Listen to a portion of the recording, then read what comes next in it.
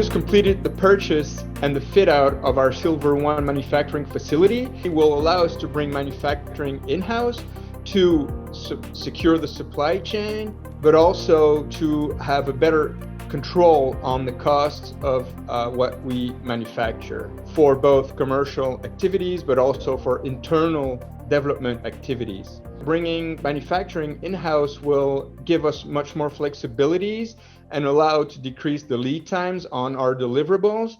In Silver One's facility, we will do large manufacturing of our recombinant nucleosomes, which are used as calibrants for our kits. They can also be used as individual reagents. We will also manufacture antibodies, which are key components of our kits. And we will also have the ability to package our final products and therefore sell those products out commercially.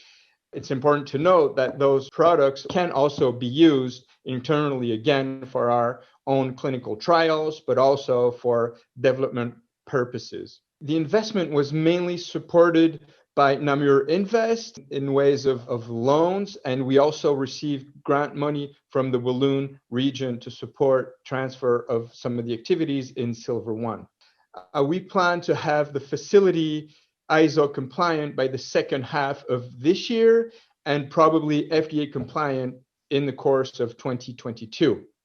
And at the end of 2020, we opened our R&D innovation lab in California State University in San Marcos, California. That lab is located in the innovation hub of the university.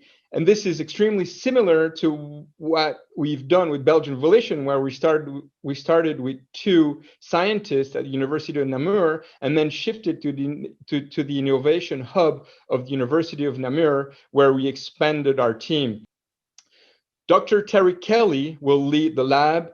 She's had extensive experience in epigenetics and has also great experience in commercial activities, from bringing innovative ideas to finalized products.